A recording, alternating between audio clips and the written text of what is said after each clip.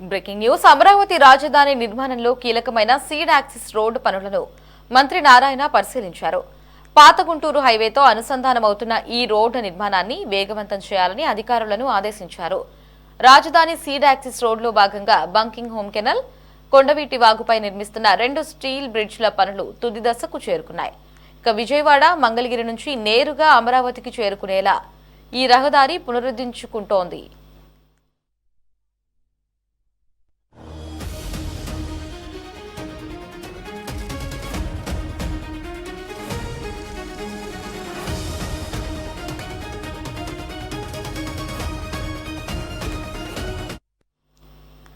Steel బ్రిడ్జ్ల నిర్మాణం పూర్తయ్యేలోపు మిగిలిన road పనులను కూడా పూర్తి చేయాలని మంత్రి నారాయణ అధికారులకు స్పష్టం చేశారు. దీంతో రాజధానికి కీలక రహదారి అనుసంధానం త్వరలోనే అందుబాటులోకి రానుంది.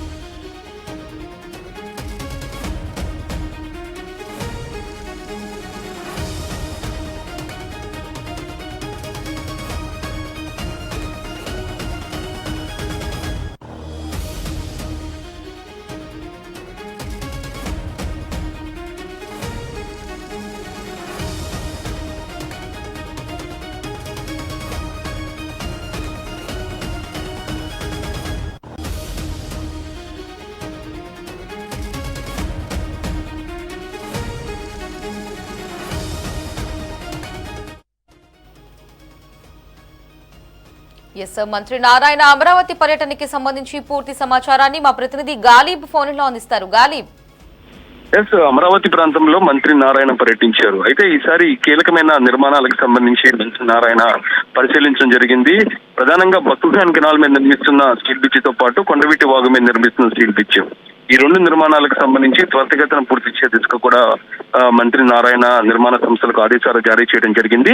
అయితే మనకున్న సమాచారం ప్రకారం ఆగస్టు 15వ తారీఖు కల్లా 2 స్టీల్ బ్రిడ్జ్ నిర్మాణం కంప్లీట్ చేసి సీడ్ యాక్సిస్ రోడ్డు పూర్తి స్థాయిలో కంప్లీట్ చేయాలనే నిర్ణయానికి ఇప్పటికే ప్రభుత్వం నిర్మాణ సంస్థకు టార్గెట్ ఇవ్వడం జరిగింది. ముఖ్యమంత్రి కూడా ఇటీవల ఒక బహిరంగ సభలో ఇదే అంశాన్ని స్పష్టం చేశారు. ఎందుకంటే ఆగస్టు 15వ తారీఖున ఏదైతే అమరావతి ప్రాంతంలో మొత్తం 4 ప్రాజెక్టులకు సంబంధించి కూడా నిర్మాణాలు ప్రారంభించబోతున్నారు. రెండు స్టీల్ బ్రిడ్జ్లు, దాంతో పాటు సీడ్ యాక్సిస్ రోడ్డుకు సంబంధించి ఫేజ్ 2 తో పాటు మరోపక్క ఎమ్మెల్యేలు, ఎమ్మెల్సీలకు సంబంధించిన టవర్స్ ను కూడా ఆ రోజు ముఖ్యమంత్రి ప్రారంభించే అవకాశం ఉన్న నేపథ్యంలోని అప్పటికల్లా ఈ స్టీల్ బ్రిడ్జ్ సంబంధించిన నిర్మాణాన్ని పూర్తి చేయాలంటూ కూడా మంత్రి నారాయణ ఈ రోజు పర్యటనలో భాగంగా నిర్మాణ సంస్థలకు ఆదేశాలు జారీ చేయడం జరిగింది. అయితే బక్కింగ్హామ్ కెనాల్ అట్లాగే ఏదైతే కొండవీటి వాకు సంబంధించిన 2 స్టీల్ చూసినట్టయితే ప్రధానంగా పాత గుంటూరు బైపాస్ ఏదైతే ఉందో ఇటు ప్రకాశం బ్యారేజ్ నుంచి వాహనాలు కరకట్ట మీదకు వెళ్లకుండా నేరుగా సీడ్ యాక్సిస్ రోడ్డుకు యాక్సెస్ ఇచ్చేందుకు బక్కింగ్హామ్ కెనాల్ మీద ఒక స్టీల్ బ్రిడ్జ్ నిర్మిస్తున్నారు. ఇది మొత్తం 128 మీటర్లకు సంబంధించిన స్టీల్ బ్రిడ్జ్. ఈ స్టీల్ బ్రిడ్జ్ కి సంబంధించి 2 ఇటు ఆర్హెచ్ఎస్, ఎల్హెచ్ఎస్ సంబంధించి 2 వైపులకు సంబంధించి ఇప్పటికే కాంక్రీట్ కంప్లీట్ అవ్వడం జరిగింది. ప్రస్తుతం క్రాష్ బ్యారియర్లతో పాటు మరోపక్క పెండింగ్ లో ఉన్న బిట్మిన్ కాంక్రీట్ లాంటి నిర్మాణ పనులు ప్రస్తుతం కొనసాగుతున్నాయి. అయితే బక్కింగ్హామ్ కెనాల్ మీద నిర్మిస్తున్న స్టీల్ బ్రిడ్జ్ మాత్రం మరో 10 రోజుల్లో మాత్రం కంప్లీట్ అయ్యే అవకాశాలు కనబడుతున్నాయి. ఇంకా మరోపక్క ఈ బక్కింగ్హామ్ కెనాల్ బ్రిడ్జ్ దాటిన వెంటనే 3rd ఫేజ్ లో భాగంగా మరో మేజర్ బ్రిడ్జ్ ను కొండవీటి వాగు మీద నిర్మిస్తున్నారు. అది దాదాపు 290 మీటర్ల పొడుగుతోనే ఉంటుంది ఆ స్టీల్ బ్రిడ్జ్.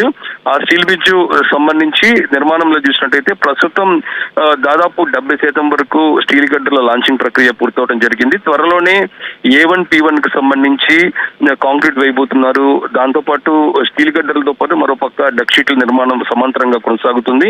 వాటిని కూడా త్వరితగతిన పూర్తి చేయాలని ఆదేశాలు ప్రభుత్వం నుంచి నిర్మాణ సంస్థకు ఉన్నాయి. దానికి తగినట్లుగానే పనులు స్పీడ్ అవడం జరిగింది.